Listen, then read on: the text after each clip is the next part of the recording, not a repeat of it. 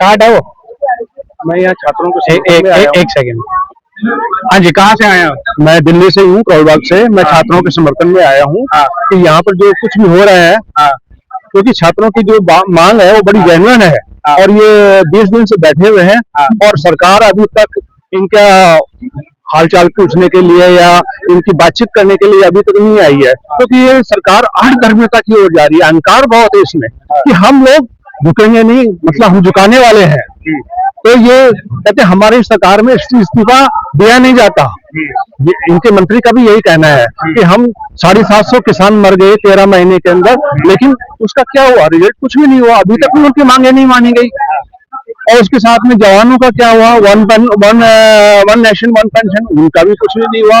EPF 95 जो मांग पूरे इंडिया के अंदर है, और वो प्रदर्शन, धरने और जुलूस यानी कितना वो कर चुके हैं, और उनका अभी तक भी कुछ नहीं हुआ। मतलब, और महिला पहलवानों का था, इनका उसका भी कुछ नहीं हुआ। छात्रों का है, अब आप देख ही रहे हैं कि ये किसी का भी कोई समाधान नहीं करना चाहते। ये सोचते हैं कि हम सत्ता में हैं तो हम इनको झुका सकते हैं, लेकिन ये मालिक नहीं है। मालिक तो जनता है, लेकिन ये खुद को मालिक बन बैठे हैं। तो इनकी मालिकता जो है वो जनता से है, क्योंकि इन्होंने चोरी करना सीख लिया है। अभी बहुत बड़े चोर बन गए हैं। चोर नहीं, मैं तो कहूंगा डाकू बन गया है ये, क्योंकि ईवीएम की चोरी कर रहे हैं। ईवीएम से ही सत्ता में आए हैं ये। तो 3 इलेक्शन जो जीते हैं, पश्चिम बंगाल में तो क्या लोग खुश है, वो कह रहे हैं हमारे को तो कोई दिक्कत नहीं है। देखो, लोग कह रहे हैं कि ईवीएम से जीते। देखो ये है ना, सुनो, ये एक बहुत बड़ा ईवीएम धोखा है। ये दिमाग के अंदर इनका मीडिया जो है ना, वो कुछ भी बोल सकता है, और अभी तक वहाँ की जनता बोल रही है। वो जनता बोल रही है। लेकिन मैं यहाँ पर पंजाब की बात बताता हूँ। पंजाब में एक छोटा सा इलेक्शन हुआ, बैलेट पेपर से हुआ, बीजेपी 0 हो गई है वहां पर। कांग्रेस और आप पार्टी आई है। तो क्यों, अगर बैलेट पेपर से करा के देख लो, अभी दूध का दूध, दही का दही, पानी का पानी सब नजर आ जाएगा। क्योंकि इनको पता है कि कैसे चोरी करनी है, किसको हराना है, किसको जिताना है, कितने % वोट बढ़ा देंगे। और अभी SIR के थ्रू यही चल रहा है। हर गरीब आदमी, आम आदमी तो मालूम है कि SIR का फार्म कैसे भरता है। मुझे खुद 4-5 घंटे लग गए SIR का फार्म भरने के लिए। तो एक गरीब आदमी जो SIR सही है या गलत है? बिल्कुल गलत है ये। हम इस देश के नागरिक हैं, यहाँ के पैदा हुए हैं, और जो पहले सरकारें करती थी अपने आप करती थी। सरकार की जो ड्यूटी है, जो प्रशासन का काम है, वो हम करेंगे, हम बढ़ेंगे। तो ये एक बहुत बड़ा धोखा है। ये SIR क्यों सही है, एक बार थोड़ा सा सही नहीं है ये, गलत है ये। गलती इसलिए है कि ये लोग उससे सारा हमारा डाटा लेके फिर ये चोरी का एक और साधन ढूंढ लिया है। वो तो कह रहे हैं अवैध बांग्लादेशी जो बचे हुए हैं भारत के अंदर, उनको है। तो यहाँ का जो मंत्रालय है वो क्या कर रहे हैं? ये जो बॉर्डर पे जो सैनिक बैठे हैं वो क्या कर रहे हैं? यहाँ का जो मंत्रालय जो बैठे हैं वो सब क्यों कर रहे हैं? ये SIR के थ्रू होगा क्या? तो पश्चिम बंगाल में सरकार आ गई ना, तो अब तो वहाँ पे पूरा वोटर कर दिया। पहले वोटर देखो, वो भी चोरी से बनी है। यहाँ से जो वोटर है ना, भर के ट्रेन गई है, और वो गमछे पहन के और फ्री ट्रेन हुई है उनके लिए। मैं तो उसको नहीं कहता कि फिर इलेक्शन है। ममता जो है, ममता जी, वो उन्होंने बहुत ही एक अच्छा चुनाव लड़ा है, अच्छी तरीके से उन्होंने कैंपेन किया है, लेकिन उसके बावजूद भी ऐसे हुआ। यही हम बिहार में देख रहे हैं, ये हम कोलकाता में देख रहे हैं, और यही आगे हम यूपी में भी देखेंगे। यूपी में तो योगी जी है। योगी जी है, तो अच्छा काम कर रहे हैं, कह रहे हैं लोग। वो अच्छा काम कर रहे हैं। मैं कब कह रहा हूँ कि काम नहीं कर रहे? मैं ये कह रहा हूँ कि ये ईवीएम के थ्रू वहां भी वोट खा जाएंगे। अब अगर ईमानदारी देखनी है तो बैलेट पेपर पे चुनाव करा लो। मेरे सरकार से आग्रह है कि आप बैलेट पे चुनाव कराओ। हर आदमी को पता है कि मैंने वोट डाला है, मैंने ये मोहर लगाई है, नीली शाही लगाई है, इतना मोड़ा है, मैंने ऐसे किया है। हमारी आंखों से दिखाई देता है। बैलेट पेपर में वो कहाँ वोट गया, मशीन में कहाँ गया? क्योंकि ये जो ईवीएम है एक मशीन है, जैसे हमारी घड़ी है, इसमें प्रोग्रामिंग हुई है, ऐसे हमारे कंप्यूटर में प्रोग्रामिंग हुई है, ऐसे उसमें भी प्रोग्रामिंग हुई पड़ी है। तो तभी तो चल रहे हैं। नवाना तो ये लोहा का टुकड़ा है, ये मशीन है, प्लास्टिक है, जो भी है, तो इसके अंदर प्रोग्रामिंग करके ये उसमें जीत रहे हैं। अगर ये इतने समझदार थे ईवीएम से, तो वहां पर अमेरिका में, जर्मनी में, जापान में वहां क्यों हटा दिया? मतलब कहीं ना कहीं घोटाला तो था ही ना। उसकी बात नहीं कर रहे। जो चोरी करने के जो तरीके थे वो सारा इन्होंने सीख लिया है। राम मंदिर के अंदर क्या है, इन्होंने खुद चोरी करी।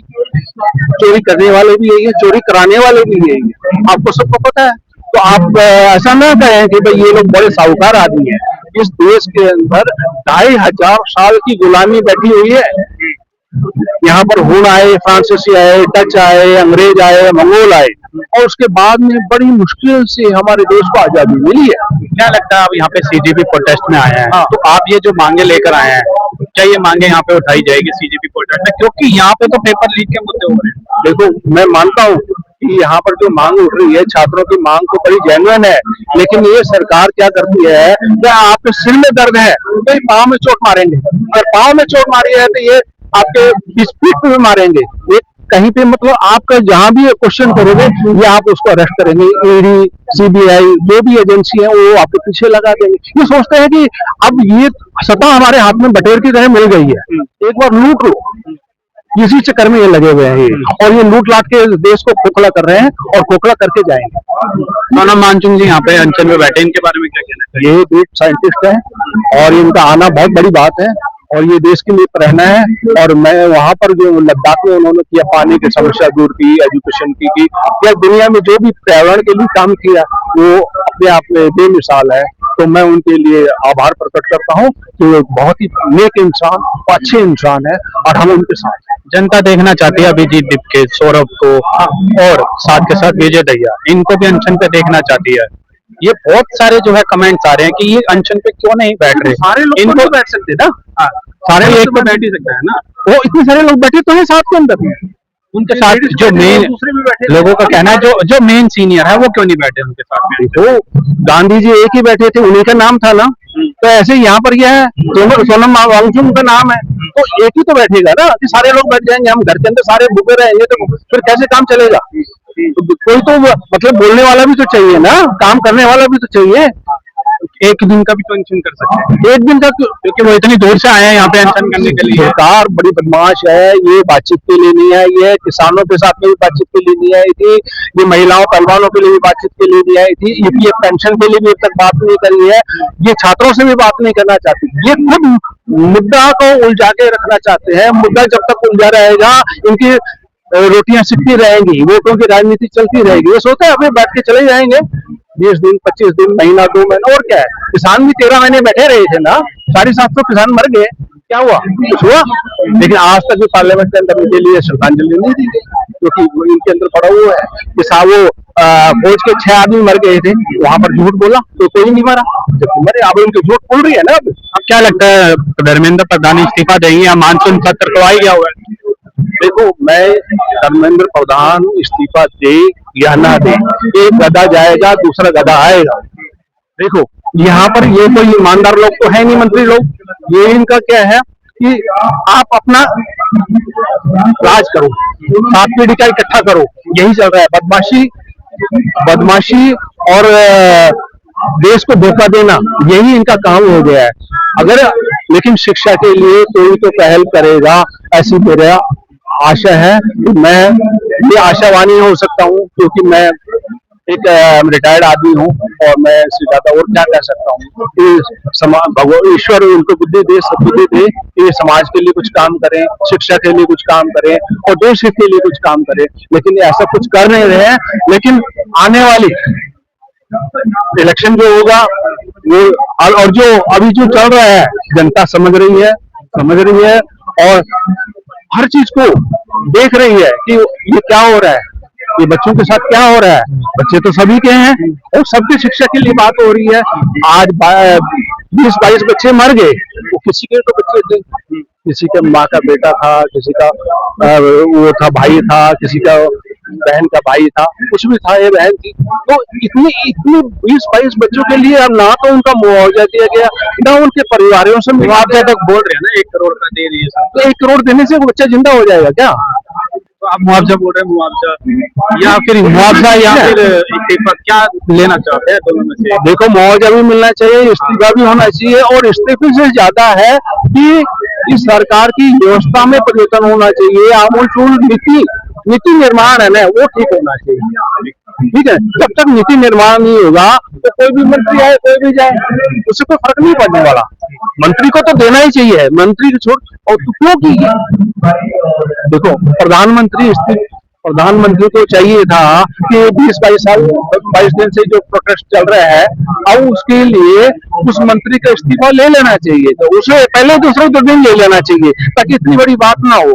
क्योंकि प्रधानमंत्री भी उन सबसे मिले हुए हैं, उस पाप के अंदर मिले हुए हैं, क्योंकि लीक आउट करने से करोड़ों करोड़ों रुपए इनको जो इनकी धन लोलुपता पूर्ति होती है, इसीलिए तो ये कर रहे हैं। तो प्रधानमंत्री भ्रष्ट है, मंत्री सारे भ्रष्ट हैं। अब कौन किसके बारे में क्या कहेगा। एक आखिरी सवाल आपसे पूछना चाहूंगा, धर्मेंद्र प्रधान अगर इस्तीफा दे देते तो आप किसको देखना चाहेंगे अगर आप शिक्षा मंत्री? देखो, धर्मेंद्र प्रधान, मैंने पहले बोला आपको, धर्मेंद्र प्रधान का इस्तीफा देने के बाद में कोई दूसरा आएगा, हम ये नहीं कह सकते कि बहुत ईमानदार होगा, हम ये नहीं कह सकते कि बहुत भ्रष्ट होगा। फायदा क्या हुआ इस्तीफा लेने का? इस्तीफा लेने का फायदा ये है कि सरकार पे एक दबाव बढ़े कि देखो ये समस्या बड़ी जेन्युइन है। अगर धर्मेंद्र प्रधान जो इस्तीफा नहीं देता तो प्रधानमंत्री को देना चाहिए। प्रधानमंत्री भी जिम्मेदार है ना, उस लाइन के अंदर प्रधानमंत्री है। आप हमारे देश के सेवक बने हो, प्रधानमंत्री बने हो, मंत्री बने हो, क्या हम क्वेश्चन नहीं करेंगे? हमारा क्वेश्चन पूछने का अधिकार है, हमारे को बातचीत करने का अधिकार है, लेकिन तुम तो हमारे से क्वेश्चन भी नहीं करने दे रहे और बातचीत तो बिल्कुल ही नहीं करते आप लोग। तो तुम ही सोचते हो अकड़ में कि हम चाइना बना देंगे है और रशिया बना देंगे, तो ये देश ऐसा नहीं चलेगा। एक हमारे महापुरुष बाबा साहब अम्बेडकर ने कहा था, गुलामों को उनकी गुलामी का एहसास करा दो, वह स्वयं जागृत हो जाएंगे। अब यहाँ पर गुलामी का एहसास वांगचुन जी कर रहे हैं, दूसरे लोग कर रहे हैं, यहाँ की जनता कर रही है। ये एहसास ही हमारे को गुलामी से आजाद कराएगा। यहाँ के ये जो बने हुए हैं, अपने आप को नेता बने हुए हैं, प्रधान बने हुए हैं, उनको अब जमीन का रास्ता दिखाएंगे, सड़कों कैसे चला जाता है। आखिरी मैसेज आप दिल्ली के छात्र को क्या देना चाहिए? छात्रों को मेरा कहना यही है कि वो लगे रहें, डटे रहें, लेकिन शांतिपूर्वक प्रदर्शन करें और उसके अंदर कोई हिंसा का मामला नहीं होना चाहिए और हम आगे बढ़ेंगे। सारी जनता आपके साथ है, सब बच्चों के माँ बाप उनके साथ है, उनके भाई बहन उनके साथ है, सब लोग, पूरा देश लगा हुआ है। आप किसी प्रकार से कोई हिम्मत नहीं हारे। और हमारे जो वांगचुन जी, सोनम वांगचुन जी है, हम उनके स्वास्थ्य के लिए और दीर्घायु के लिए हम कामना करते हैं। धन्यवाद। Thank you ji.